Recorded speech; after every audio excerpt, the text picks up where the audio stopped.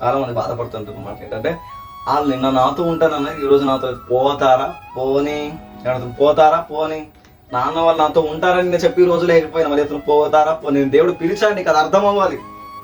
పిలిచిన వాడు నమ్మదగిన వాడు, నీ బాధల్లో నీతో ఉండడానికి నమ్మదగిన వాడు, నీ నిందల్లో, నీ వేదనలో, నీ పరిస్థితుల్లో, నీ వేదనకరమైన పరిస్థితుల్లో నేను నీతో ఉండడానికి నమ్మదగిన వాడు. నేను పిలిచిన వాడు నమ్మదగిన వాడు. ఈ రక్షణలోకి, ఈ వ్యూహంలోకి నేను పిలిచిన వాడు నమ్మదగిన వాడు. నీ అన్నవారు నీతో లేకున్నా, నేను కన్న నీ తల్లిదండ్రులే చెప్పారు నీతో లేకున్నా, నీ బంధువులు, నీ రక్త సంబంధం నీతో లేకున్నా, నీ స్నేహితులు నేను వదిలేదా, నీ స్నేహితులు నేను వదిలేసిన, నేను పిలిచాడు, నీకు అది అర్థం అవ్వాలి. ఆయన నమ్మదగిన వాడు. నీ బాధల్లో ఉంటాను నమ్మదగిన వాడు. నీలో బలహీనతలు ఉన్నా, ఇలా చెప్తున్నాడు కూడి ఎత్తులు, నీలో బలహీనతలు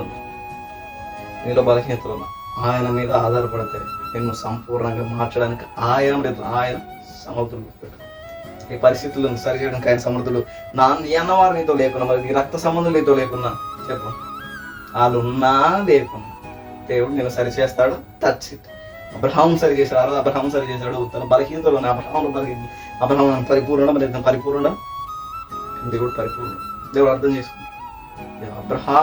అబ్రహామును ఆశీర్వాదం లేని పరిస్థితుల్లో, లోబడని పరిస్థితి, దేవుని వ్యతిరేకమైన నాలుగు నడిచిన పరిస్థితుల్లో దేవుడు ప్రేమించిన అబ్రహాం